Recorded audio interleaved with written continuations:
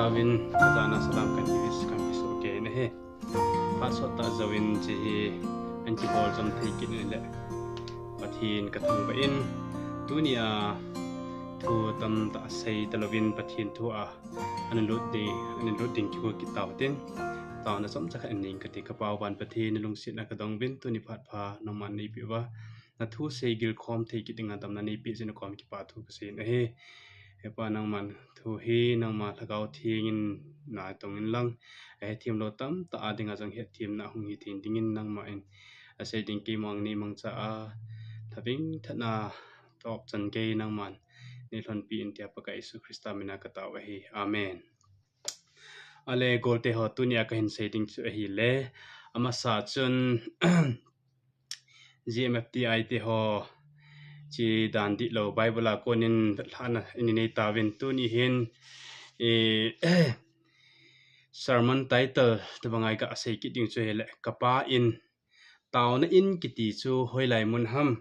ti hi ani chi kit ani ban aban ni jom ki notin tu lai hin ai chi khaga ben hele masa ni video kan sim chun pau za dan hoilo ta toilet lu azumo ta thu comment involving angai mata ata hum bin edition ki mai to pi jeng hinang le ei that jeng ding ki golewa lung hang jang tam ta ame ti hi kamodo in comment achun ai pi le pathin thu hi hita chu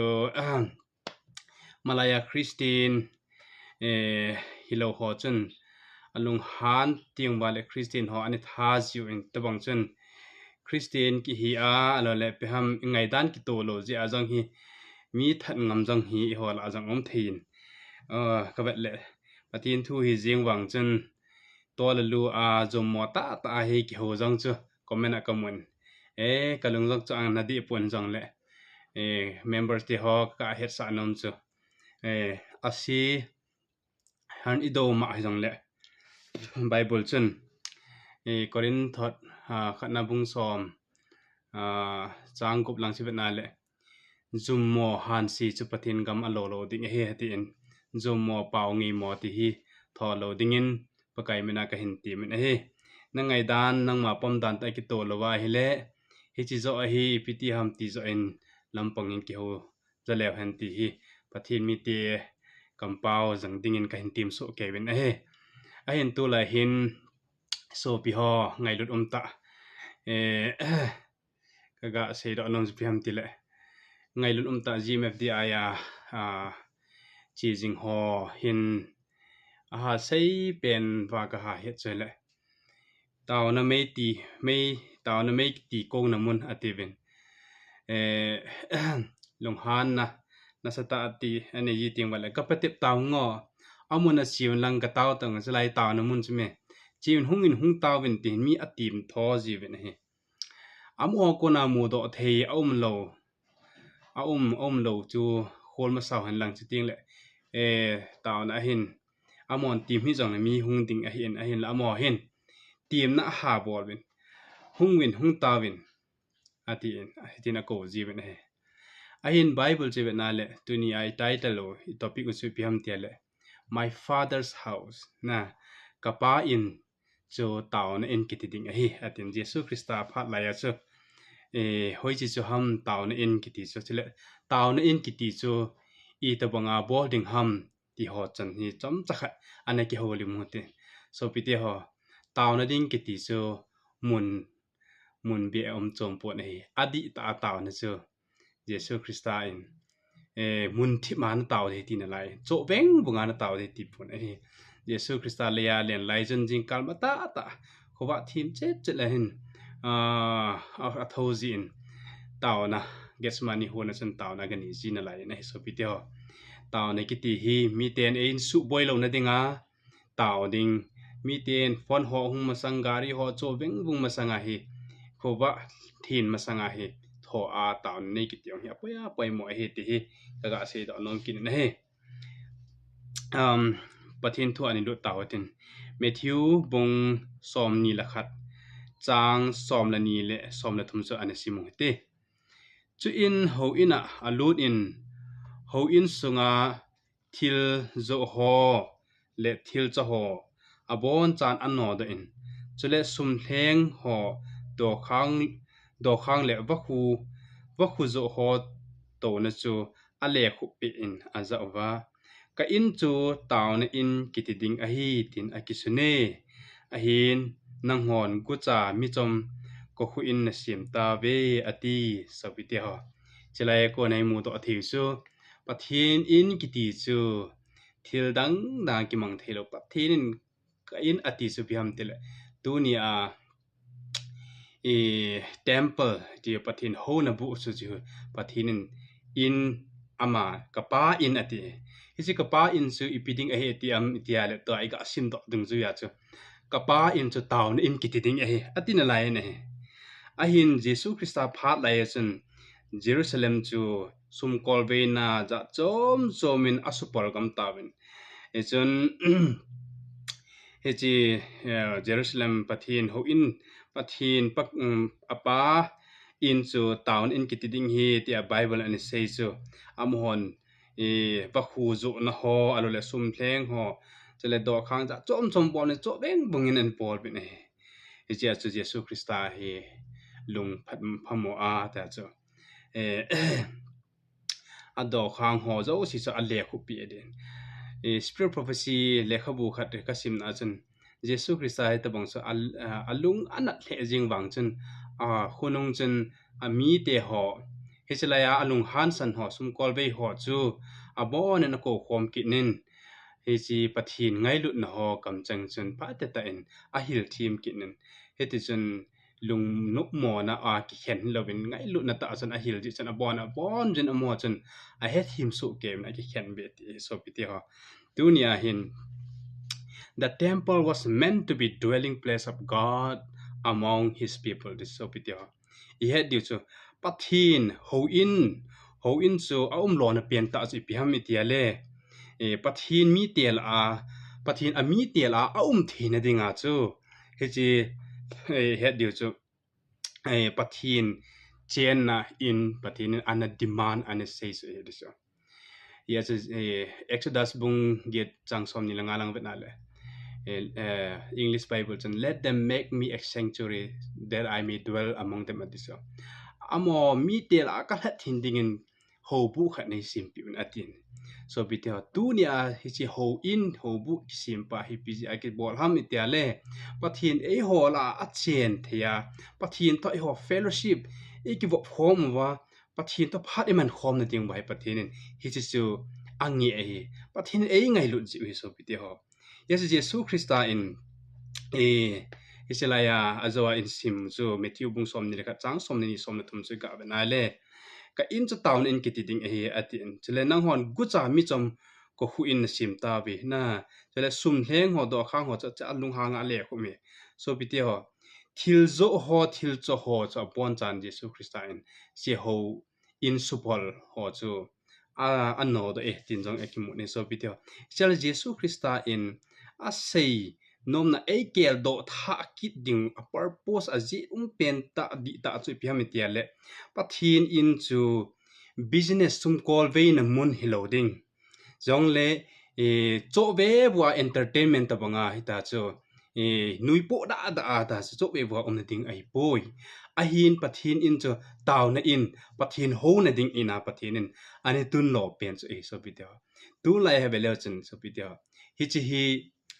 ka so pi ho ji ma di aya ta san ta tam ta omen ji ai ka ho khun ka beleo chen amo hi ka ngai lo so ke ye jesu christa minen ka ngai lu in a hin la pi ham athil bol pau he di lo tam ta he kamu do in he so pi dia hi chi a he ani ngai hil jong le ko ai mo di pu ne a ji chu hi chla ya ho khu beleo chen po da tan cho da nui khla da apa man ha ho be jang le pi ham tu lai chapang ki tul chi mo te kilo ka sa ji na he aji chu amho hin abolo hu pi ham tile kinem hol sentang ki ti pau phalo lo ho taw ki da dam ho hi amang jivin til ho ta bang hi ka mu a ka be ji tinga le jang le business sum kol ve na ta bang jang akilang do ajin hi so bi ti ha sum pun na dan in om do ta in จงเลย entertainment ตะบังอมตอตายนะเฮไอ้ละปะทินโฮอินกิติปะทินินโฮบุกิตุงาฮิจลายาปะทินโฮคอมนะติงอุมาจลาตาวนะติงมุนอุมาอะไรอีปิเคลาจอีโฮกิจิวา GMFTI compound สุงไอโซเปบัวขลาตาว LL มีเป่าเทโลฮอให้กิตอนบัวทะกาวทุปนี่ติอาใจกะกิสัลลาฮิใจกะตาวฮอฮิโมตะสันจิงเดม no อิตาสันโลเดฮิจิลายจูปะทินเจนนะมุนไอป่วยปะทินินกะปาอินติสปะทินโฮอินอิกิสะเป่าอามาเฮงไอตาวนะติงมุนจิงกะและก็อีฮอนว่าอีสิว่าอีตาวดิงูจะเลปะทินมินอิบะใจดิงูจะไลกิครอบครัวมาปะทินมีเตตอยุมโคมดิงูจีปะทินมีเตจอนดานะฮีอะหินมีบังคัดจนมิจะเอาเสียตะกิปอลโคมดิงปะทินในตะปะทินโฮตะฮีวาเลมีอะฮอดโลดิซมีอะเบดดาโลดิซไอ้นอมอคนอมอเสบกปะทินโฮดานะกิเกียรกิโนอะไรมีตังฮอคูอีมาเสบกิโลมังไทยดานะเกียรกินะไงลุนังนี่จอมโลฮิตะบังอะคุช่วยเทโลเฮ้ the church today is also God's house ตุเนี่ย church กิสาฮอจงฮิปะทินอินหิน and are we keeping it house of prayer ตุเนี่ยฮิโซบิเตฮอ Christian เตโซสิเนี่ยกะติบนมนะจะเปียมติละฮิจิปะทินนะฮิจิโฮอิน APO ปะทินโฮอินจูเอโฮอินตาวนะอินาอิมันจะอุยน้ำติจังซูอลังคันไอซองกิติลโคนะติมไอกินเฮ้ยาจะโซบิเตฮตุเนี่ยก็เซนมจะเปียมติละเฮลังอาโฮจีวินหุงวินตาวินติจังละตุเนี่ยคริสเตียนเตดิงอาจมุนโจเซปะทินอาดิงาตาวนะมุนไอตัวจังตาวนะในจิงไทยจังเลยมัวลางกะเจกะตาวเทกัมทิมอังกะตาวเทโฮอินาจิงกาลังกะตาวเทปะทินอินบางจะปะทินโฮอินจะเลยตัวเฮกะเซดิงจะเปียมติละปะทิน in a purpose อาจิโลนะเปียนจะกะเบเลน Old Testament อาจจะ Solomonin อันนี้เซนกิงเลี้ยงเตะทอดขันนาบุงโกจังทุมาจะพิหามเตียอีพีเซียมเตละกะสิมเลวันโฮบูจุมหิมตินปัดมีหิมเตนปัดหินอากิมูปีน้ำมุนโออหิตีอย่างอากิมูอหิสปิเตฮะจะลาหินเลี้ยงเตะ first king หลังกะเป็น first king บุงโกจังทุมจินกะเบเลวันฮิจันปะกาอินโซโลมอนจะอาเซียนอหิเกมันกำสังานังมาตาวนะเละนะทิลทุมจูกะจะตายฮิจิจุนฮิจิโฮอินนะสะดอจงฮีกะทินโซนไอติจันเกียจิงเจงดินกะมิดจงฮิโกมาหินกะปันสะตายกะมิดเตนินเวจิงอิงติงกะลุงทิมากะเกลจิงเจงดิงอหิปัดทีนินกะลุงทิมากะเกลจิงเจงดิงเลกะมิดเตเนียจังกะเบจิงเจงดิติจูคอมปังซูมขัดมุนโซมากะเจียกะตาวาจุเวเบอุมดิงปาเสยปุเนโซโลมอนินเทมเพิลโฮอินโฮบุนิสะตะบังจุเอวันตุนจงอินตาบินฮิจิอาจงฮิตาวนะมุนอินเนวากิขบพร้อมนะปะทินฟะใจนะมุนจงเลปะทินมีเตเฟลโลชิพกิขบพร้อมปะทินอิโฮพร้อมนะมุนจุเฮจไลจุปะทินินกะเวทฮิจิงจิงดิงเฮติอาจงอันนี้เซกินเฮโซปิติฮอปะทินโฮบุซิมหิมเตนปะทินไอกิมูปีนะมุนโซเฮติจงฮิตุนิจงอิเกียดอทาดิงกะโนมินเฮAbanusun, the temple was where people came to meet God to confess sin and seek forgiveness. Dunia hichi hobu ho inchu mi chon pho di poi sonia kasinom se mi chon pho di lo hichi hobung hichi ho in hi mi bang khon ho in kai hat ho khu mi chon pha ha dana ki lang chu lo hi mi chon se ho ding pathinin tonggim telek pu gi te ka henga hungun ke man na chol nga sange ti chu hichlai mun hi ho in mun hi dunia ya gari asit le workshop idalwa mihim idam moting wala hospital ichi ta muwa hagawa na nei ho hagawa hasam ho a ello ho chu pathin ho in ibel na hi chi a chu pathin kan hasami ka chon chi tai ni ngai dam ta pathin hinga ngai dam ithum na munu hichlai chu hi mun choma chi khal khal ngai poi abana jun dunia I het do ding chule izop ding chu piam tile the church is a hobung he must be a place where people encounter God's presence dunia pathin to ikimu to now pathin a na a hi ti hikimu to pi now a hi line dunia hi chilai mun I hon is a here now chu pathin ho in akiza ki na tam ta ki mun hi jesu christa phat lai chun hichi pathin ho in Jerusalem pathin ho bu chu sum kol ve namun zon chin sim tawin Matthew bung som ni la kan ang sim tawin sum kol ve namun market thil zo namun ai ro le ginglal lu cho le lui jeng chong le I nei pop kilo set namun jong le negu cha gu namun ane manguvin ahi dunia jong hi chita banga iman thi kha le ki chat ta hi ho in so dunia hi people were distracted from prayer by human activities dunia hi mi tam ta hi mi him tam ta hin his the bang boarding to ding thil tam ta ki bor ho ji chun thil a hi lo lam ta ki za ta ji chun he chi taw na in kiti din kiti pa kun chun alung alamong ben he de chun a boy asu boy he jing an he dunia hi e hon jong he diu kha so pi ti ho kha be kom le he chi ho in hi e pi ha social gathering ho an akimang sa ji in ajong le business promotion lang jong akimang ji in jong le politics ho an jong akimang sa ji na hi ahin akiman cha lo na ding pen sa taw na le mission pathin thu hang sap na ding pathin thu iti pathin thu hi je pathin leng kam iti ke le thidam ti a na to ding thu ki ha sei ya jong le taw na ki ha man ding ta si in ipi bola pha ham ipiti sumle pai be tung ding ham alo le ipiti ki vai pu na ho hi ipiti